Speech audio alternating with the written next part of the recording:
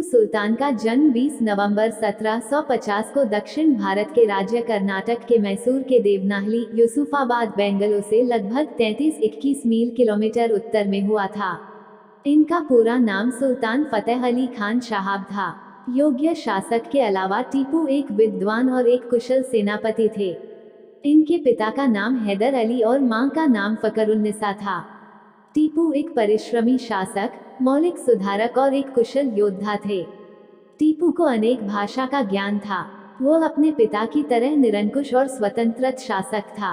वो अपने पिता की तरह अत्यधिक महत्वाकांक्षी, कुशल सेनापति और चतुर कूटनीतिज्ञ था। टीपू सुल्तान राम नाम की अंगूठी पहनता था। टीपू सुल्तान ने काफी कम उम्र से अपने पिता से युद्ध एवं राजनीति सीखना आरंभ कर दिया था। उन्होंने 15 साल की उम्र से अपने पिता के साथ जंग में हिस्सा लेने की शुरुआत कर दी थी। वो अपने पिता के समान कूटनीतिज्ञ एवं दूरदर्शी था। प्रजा की तकलीफों का उसे हमेशा ध्यान रहता था। टीपू सुल्तान ने गद्दी पर बैठते ही मैसूर को मुस्लिम राज्य घोषित कर दिया। टीपू सुल्तान को मैसूर का शेर भी कहा जाता है। इसके पीछे एक कहानी है कि वह अपने एक फ्रांसीसी दोस्त के साथ जंगल में शिकार करने गए थे और तभी एक शेर ने उन पर हमला कर दिया और उन्होंने जुगत लगाकर तेजी से कटार से शेर को मार दिया। उसने लाखों हिंदुओं का धर्म परिवर्तन कर मुसलमान बना दिया था। टीपू अपने आसपास की चीजों का इस्लामीकरण किया। टीपू सुल्तान जब 15 वर्ष के थे तब उनके पास सिर्फ 2000 सैनिक थे, लेकिन अपने साहस और कूटनीति के बल पर उन्होंने मालाबार की बड़ी सेना को हरा दिया था।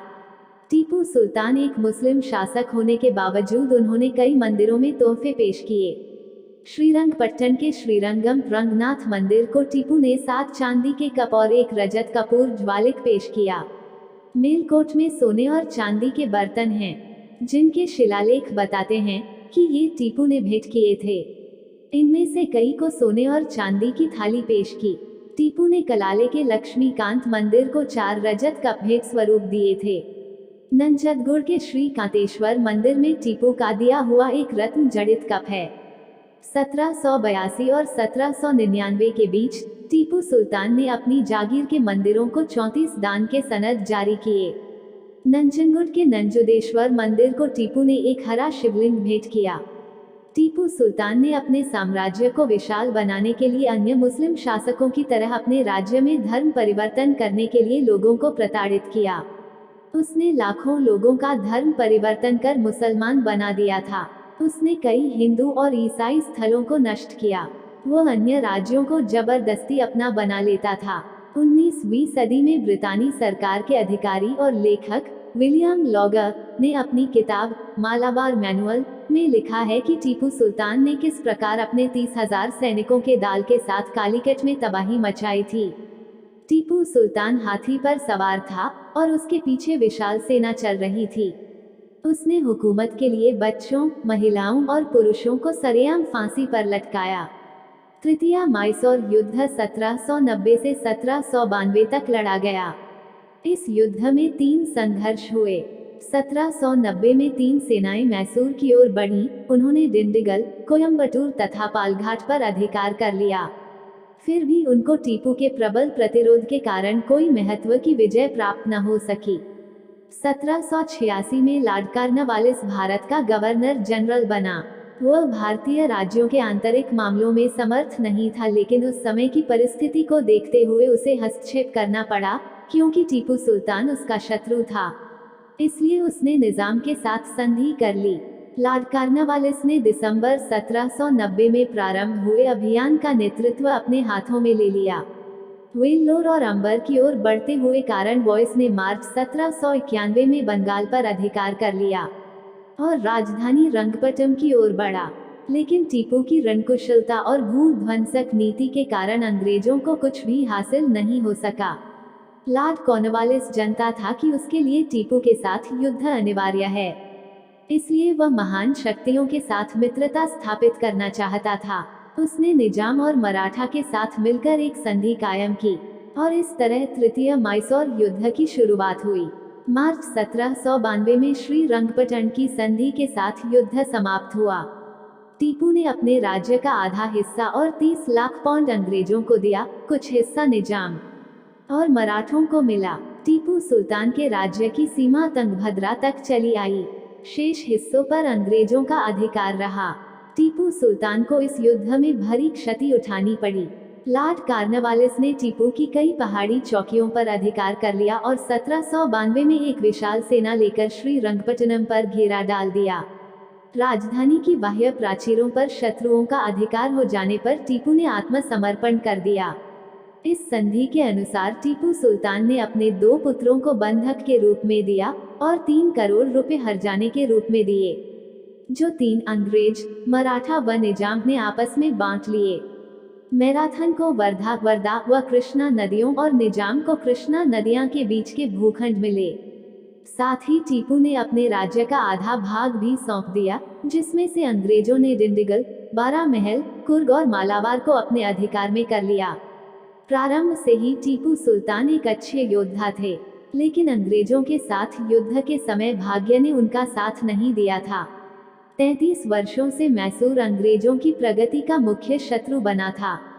चतुर्थ मैसूर युद्ध 1799 को लड़ा गया, जिससे अंग्रेजों को ब्रिटिश शक्ति की सेना के विकास का खर्च मैसूर पड़ा। टीपू सुल्तान की असफलता का मुख्य कारण देसी रियासत के राजाओं के संबंधों की कमी का होना था।